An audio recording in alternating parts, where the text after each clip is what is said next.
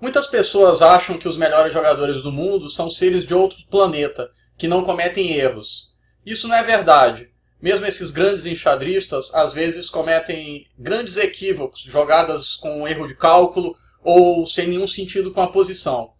Para provar isso, eu selecionei os top 5 maiores erros cometidos até agora na Sinquefield Cup, um torneio de elite que está sendo disputado nos Estados Unidos, e nós vamos poder observar nesses erros, desde erros de cálculo que mudam a avaliação da posição, até mesmo jogadas que não têm qualquer sentido com o que a posição pede. Então vamos nos divertir um pouco e observar os erros desses grandes jogadores.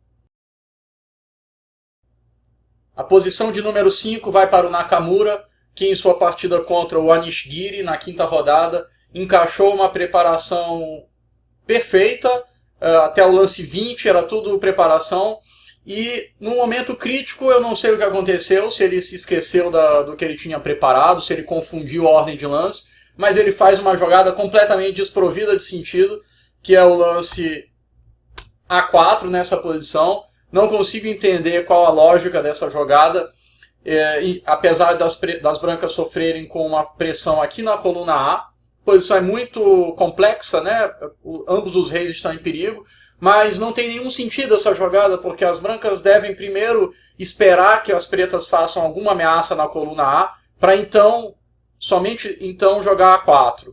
Então, uma jogada como torre E3, inclusive as brancas podem tentar um plano mexendo no peão de C. Tá? Mas basicamente qualquer jogada, esperando o lance dama A6 para somente depois jogar A4 teria mais sentido. O Nakamura jogou A4 direto e é basicamente uma perda de tempo. Depois de beta A3, a posição das pretas é inclusive mais confortável e o Giri teve várias oportunidades depois de concretizar essa vantagem, mas acabou jogando mal e a partida terminou empatando depois de grandes complicações. Inclusive o Nakamura chegou bem próximo de vencer.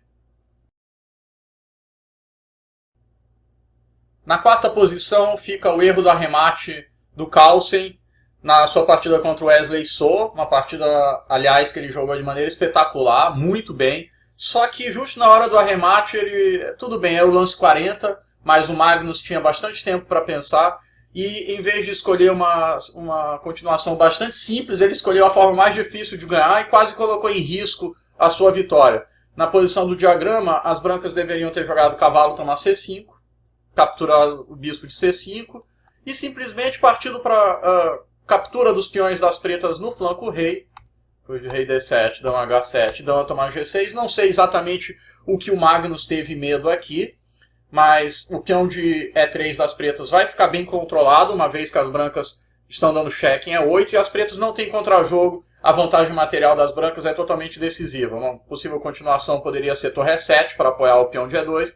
O branco joga dama G8, simplesmente, E2, torre E1. E agora, se as pretas tentarem, por exemplo, dama F2 para coroar o peão, as brancas jogam dama C4, cheque, e depois capturam em B4 com uma posição totalmente ganha. Em vez de escolher isso, o Magnus jogou um lance muito mais rebuscado aqui, que foi cavalo D4, e a posição é porque ele calcula muito bem, mas para nós meros mortais, a situação ficaria bastante tensa depois das seguintes jogadas. Dama A5, dama G8, rei D7, ele tomou aqui. E aqui ele teve que tirar um lance que com certeza ele já tinha visto de bem antes, que foi o C3, mas que é um lance que é um pouco estressante, permitindo às pretas o cheque em A1, mas o rei das brancas foge, e a posição das brancas continua ganha ainda, que é bem mais difícil do que a sequência com o cavalo toma C5. Mesmo assim o Magnus conseguiu ganhar, e verdade seja dita, a partida dele contra o Wesley So foi um modelo de como você deve jogar fazendo sacrifício posicional de peão. A medalha de bronze vai para o Anand na sua partida da primeira rodada contra o Nakamura. O Anand teve que defender durante boa parte da partida e na posição do diagrama ele está numa posição um pouco inferior, mas aqui ele comete um erro decisivo. A posição ainda era defensável se ele tivesse jogado aqui torre B8. E se bem ele ainda vai sofrer um pouquinho depois da sequência cavalo C5, que é o lance natural, agora vem cavalo D4.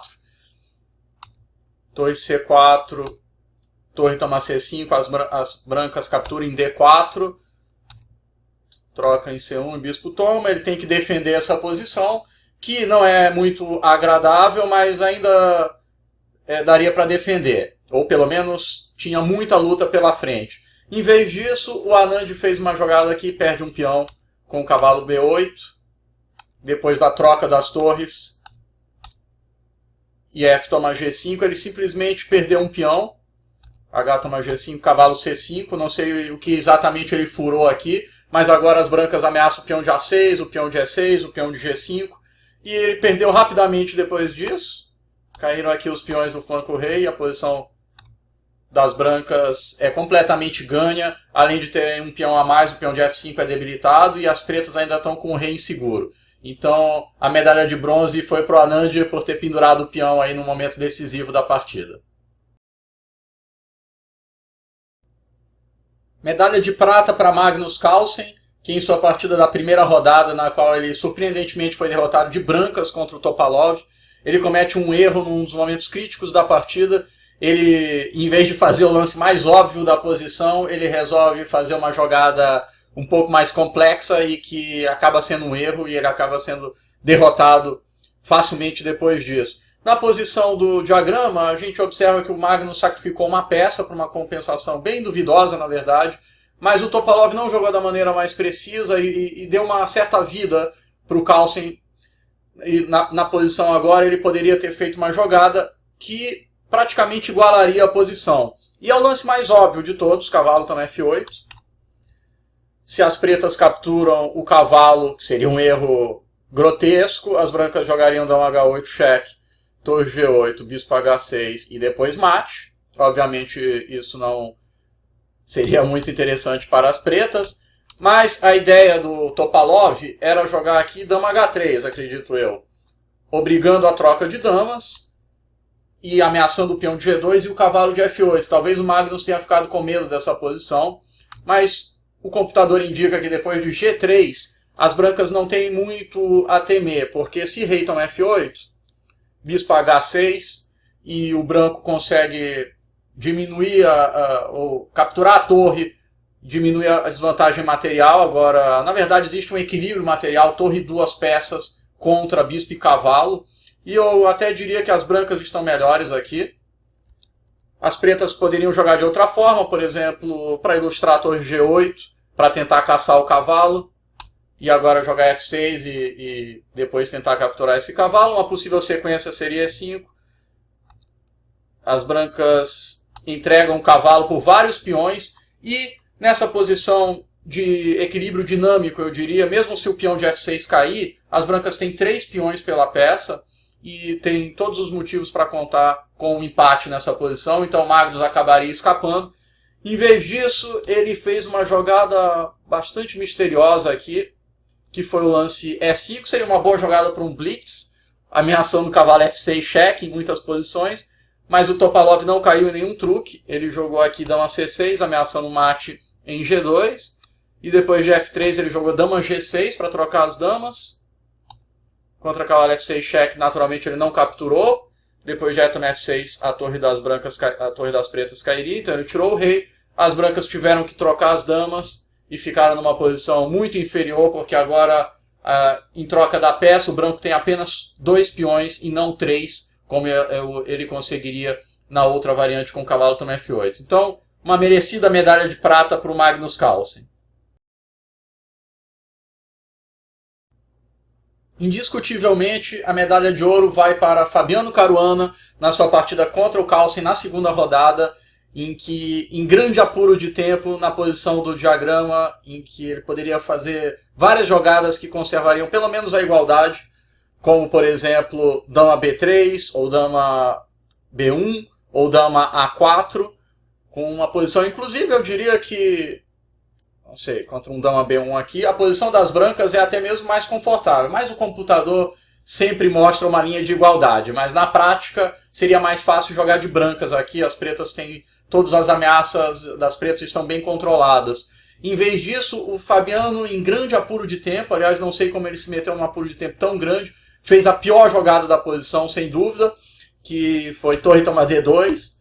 e depois de torre tomar D2, ele simplesmente vai tomar mate aqui, né? As pretas ameaçam a dama de C2 e o peão de F2. Inclusive, o Caruana antes ele teve várias oportunidades de ganhar essa partida, ou ficar com uma vantagem praticamente ganhadora. Ele desperdiçou todas elas, ambos os jogadores entraram num grande apuro de tempo, e essa foi a partida mais dramática da Sinquefield Cup até agora, e mostra de uma maneira clara que mesmo esses super jogadores, nós estamos aqui falando do número 1 e do número, salvo engano, número 3 do mundo, 3 ou 4, o Caruana, e mesmo assim eles podem cometer erros e acabar estragando uma posição que era até mesmo vantajosa. Como a gente viu, não existem jogadores infalíveis. Por isso, meu conselho é jogar sempre para vencer e não levar em consideração o nome, o rating ou o título do seu adversário. Como sugestão de leitura, eu ofereço o livro do Korchnoi, de partidas, especialmente as partidas dele de pretas. O Korchnoi era um jogador que não tinha medo de nenhum adversário e, sobretudo, vê-lo ganhar dos melhores jogadores do mundo com as peças pretas vai mostrar, vai ensinar esse espírito de luta para quem precisar melhorar esse aspecto do jogo. Espero que vocês tenham gostado do vídeo e sempre que possível visitem a academiarafaelleitão.com para mais dicas sobre como melhorar o seu jogo.